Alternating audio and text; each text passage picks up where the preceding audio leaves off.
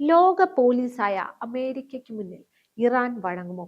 അതോ ലോകം മറ്റൊരു മഹായുദ്ധത്തിലേക്ക് നീങ്ങുമോ? എന്തായാലും പശ്ചിമേഷ്യ ഇപ്പോൾ അക്ഷരാർത്ഥത്തിൽ ഒരു അഗ്നിപർവ്വതത്തിന് മുകളിൽ തന്നെയാണ് എന്ന് പറയാം. അതേസമയം നിർണായകമായ നീക്കങ്ങളാണ് ഇതിനിടയിലും രണ്ട് രാജ്യങ്ങളും സ്വീകരിച്ചു കൊണ്ടിരിക്കുന്നത്. വെറും ഒരു നയതന്ത്ര തർക്കത്തിനപ്പുറം രണ്ട് സൈനിക ശക്തികൾ തമ്മിലുള്ള നേർക്കുനേർ പോരാട്ടത്തിന്റെ വക്കിലാണ് കാര്യങ്ങൾ എത്തി നിൽക്കുന്നത്. ഒരു വശത്ത് ലോക പോലീസായ അമേരിക്ക തങ്ങളുടെ അത്യാധുനിക ആയുധ ശേഖരവുമായി നീങ്ങുന്നു. മറുവശത്താകട്ടെ തങ്ങളുടെ നിലപാടുകളിൽ ഒരടി പോലും പിന്നോട്ടില്ലെന്ന് പ്രഖ്യാപിച്ച ഇറാനുമുണ്ട്. ഈ സംഘർഷം കേവലം രണ്ട് രാജ്യങ്ങളെ മാത്രമല്ല, ആഗോള എണ്ണ വിപണിയെയും സാമ്പത്തിക വ്യവസ്ഥയെയും പാടെ തകർക്കാൻ ശേഷിയുള്ള ഒന്നാണ്. ഇത്രയേറെ സങ്കീർണമായ സാഹചര്യത്തിലും ഇറാൻ വിദേശകാര്യമന്ത്രി അബ്ബാസ് അരാഗ്ചി പങ്കുവച്ച വാക്കുകൾ ലോകത്തിന് ചെറിയൊരു ആശ്വാസം നൽകുന്നുണ്ട്.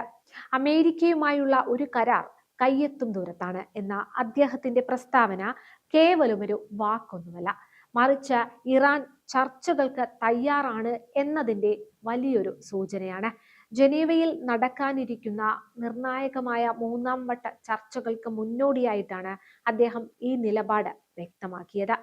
നയതന്ത്രത്തിന് മുൻഗണന നൽകാൻ അമേരിക്ക തയ്യാറാണെങ്കിൽ ഇതൊരു ചരിത്രപരമായ അവസരമായിരിക്കുമെന്ന് അദ്ദേഹം ഓർമ്മിപ്പിച്ചു. യുദ്ധത്തെക്കാൾ സമാധാനത്തിന് ഇറാൻ വില കൽപ്പിക്കുന്നുണ്ടെന്ന് ലോകത്തെ ബോധ്യപ്പെടുത്താനുള്ള ഒരു നീക്കം കൂടിയാണിത്. ആണവായുധങ്ങളുടെ കാര്യത്തിൽ ഇറാൻ തങ്ങളുടെ നിലപാട് ഒരിക്കൽ കൂടി ആവർത്തിച്ചിരിക്കുകയാണ്. തങ്ങൾ ഒരിക്കലും അണുവായുധം നിർമ്മിക്കില്ല എന്ന് അരാഗ്ചി വ്യക്തമാക്കുമ്പോൾ തന്നെ മറ്റൊരു പ്രധാനപ്പെട്ട കാര്യം കൂടി അദ്ദേഹം അടിവരയിട്ട് പറയുന്നു. സമാധാനപരമായ ആവശ്യങ്ങൾക്കായി ആണവ സാങ്കേതിക വിദ്യ ഉപയോഗിക്കാനുള്ള ഇറാൻ ജനതയുടെ അവകാശത്തെക്കുറിച്ചാണത്. ഊർജ ആവശ്യങ്ങൾക്കും മെഡിക്കൽ ആവശ്യങ്ങൾക്കും ആണവോർജം അത്യന്താപേക്ഷിതമാണെന്നും അതിൽ വിട്ടുവീഴ്ചയില്ലെന്നുമാണ് ഇറാന്റെ പക്ഷം. എന്നാൽ ഈ സമാധാനപരമായ ആവശ്യം എന്ന വാക്കിനെ അമേരിക്ക എത്രത്തോളം വിശ്വസിക്കും എന്നതാണ് ഇവിടുത്തെ പ്രധാനപ്പെട്ട തടസ്സം. ഇറാൻ സമാധാനത്തെക്കുറിച്ച് സംസാരിക്കുമ്പോൾ അമേരിക്കൻ പ്രസിഡന്റ് ഡൊണാൾഡ് ട്രംപ് തികച്ചും വിപരീതമായ മറ്റൊരു ദിശയിലാണ് സഞ്ചരിക്കുന്നത്. തന്റെ സ്റ്റേറ്റ് ഓഫ് ദി യൂണിയൻ പ്രസംഗത്തിൽ അദ്ദേഹം ഇറാനെതിരെ ആഞ്ഞടിച്ചു. വെറും വാക്കുകൾ കൊണ്ട് ഇറാനെ വിശ്വസിക്കാൻ താൻ തയ്യാറല്ലെന്ന് അദ്ദേഹം വ്യക്തമാക്കി. ഞങ്ങൾ ഒരിക്കലും അണുവായുധം ഉണ്ടാക്കില്ല എന്ന ആ രഹസ്യവാക്ക്, അതായത് വ്യക്തമായ ഒരു ഉറപ്പോ കരാറോ ഒന്നുമില്ലാതെ ഇറാനിൽ നിന്ന് കേൾക്കാതെ ഉപരോധങ്ങൾ നീക്കാനോ സൈന്യത്തെ പിൻവലിക്കാനോ താൻ തയ്യാറല്ലെന്ന് ട്രംപ് പ്രഖ്യാപിച്ചു കഴിഞ്ഞു. ഇറാന്റെ മിസൈലുകൾ അമേരിക്കൻ മണ്ണിൽ വരെ എത്തിയേക്കാം എന്ന സുരക്ഷാ ഭീഷണിയാണ് അദ്ദേഹം തന്റെ രാജ്യത്തിനു മുന്നിൽ ഉയർത്തിക്കാട്ടുന്നത്.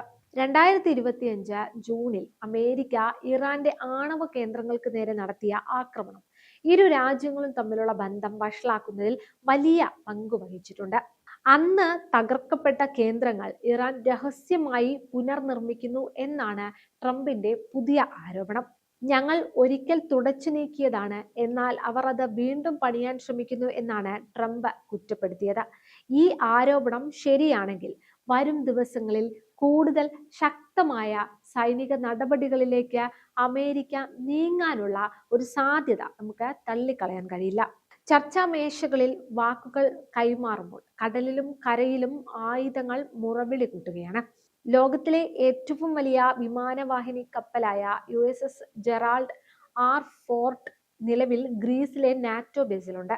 അവിടുന്ന് അത് മിഡിൽ ഈസ്റ്റിലേക്ക് തിരിക്കുന്നത് ഇറാന് നൽകുന്ന വ്യക്തമായ ഒരു മുന്നറിയിപ്പാണ്.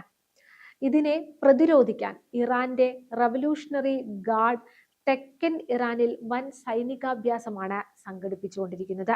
ശക്തമായ ഒരു കോട്ട തങ്ങൾ തീർത്തു കഴിഞ്ഞു എന്ന് അവർ അവകാശപ്പെടുമ്പോൾ അത് അമേരിക്കയ്ക്ക് നൽകുന്ന മറുപടിയാണ്.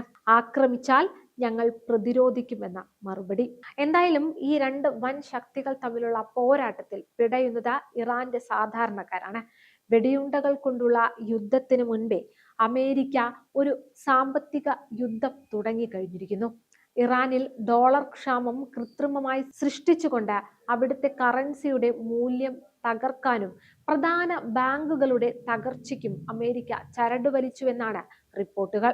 ഇതിന്റെ ഫലമായി ഉണ്ടായ വിലക്കയറ്റവും തൊഴിലില്ലായ്മയും ജനങ്ങളെ തെരുവിലിറക്കി.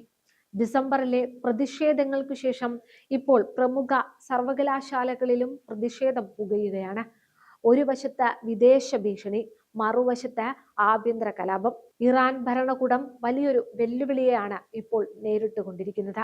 ഇനി ലോകം കാത്തിരിക്കുന്നത് ഒമാന്റെ മധ്യസ്ഥതയിൽ ജനീവയിൽ നടക്കാൻ പോകുന്ന 3ാം ഘട്ട ചർച്ചകളിലേക്കാണ്. വ്യാഴാഴ്ചയാണ് ചർച്ച നടക്കുക. 10 മുതൽ 15 ദിവസത്തിനുള്ളിൽ ഒരു അർത്ഥവത്തായ കരാർ ഉണ്ടാകണമെന്നാണ് ട്രംപ് നൽകിയിരിക്കുന്ന അന്ത്യശാസനം.